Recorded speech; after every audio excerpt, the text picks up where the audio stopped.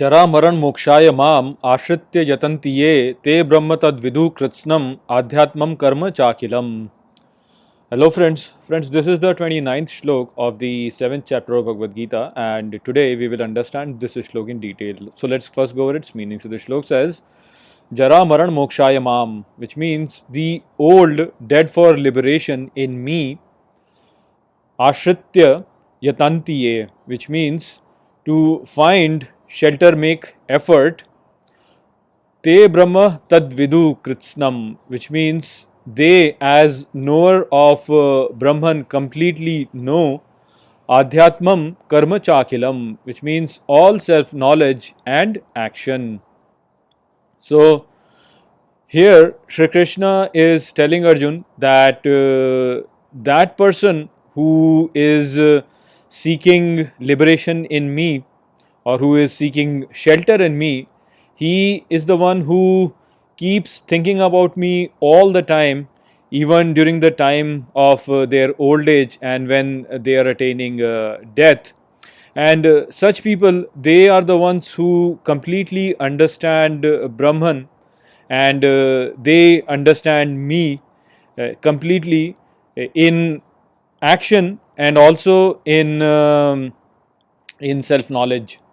So basically, what Sri Krishna is telling over here is that in order to gain complete understanding of Sri Krishna, a person has to completely surrender his will in front of him, and he has to always think about him.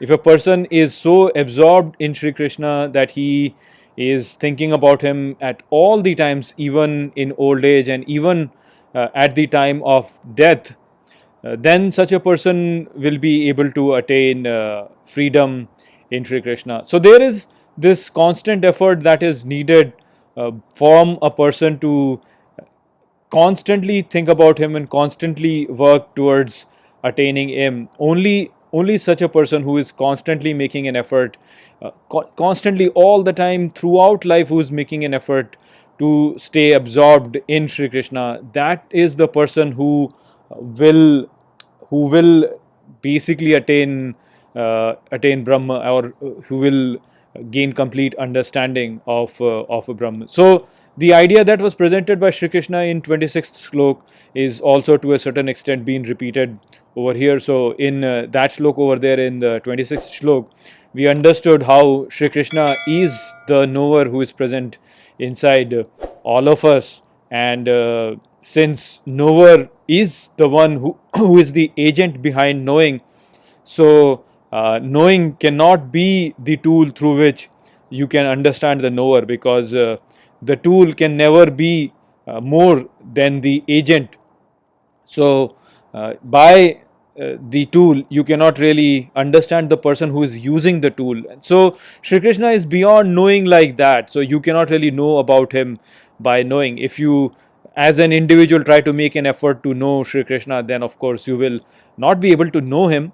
But the way to know him actually is to completely surrender yourselves in front of him. So that is the method for which you can attain him. And so a person who surrenders in front of Sri Krishna, who is always looking for shelter in Sri Krishna, he is the one who can attain the knowledge of Sri Krishna.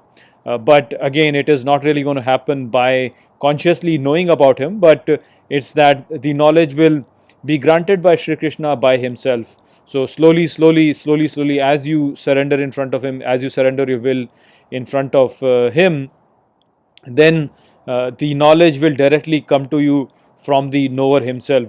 So this is the same thing that has been mentioned in Bible also, wherein it's said that Jesus, I think he says that ask the question and the answer will be given to you. So that is what it is over here. That you don't really have to look for an answer in the sense that you will consciously gain an answer, but the insight will develop in yourself slowly as it comes in. So a person who with an honest mind is surrendering to Sri Krishna and is really seeking self knowledge and seeking the right action from him in an honest manner, he will be given that knowledge by Shri Krishna himself.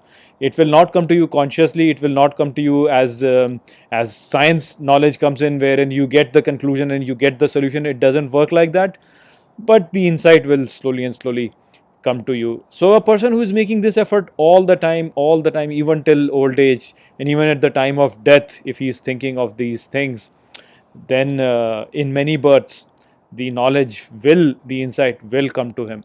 That is what Sri Krishna is saying over here, and that insight is provided directly by him. So that is the message that Sri Krishna is telling over here. I hope that I have explained this shlok well to you. With that, I'll close this video. I'll see you all in the next video. Take care.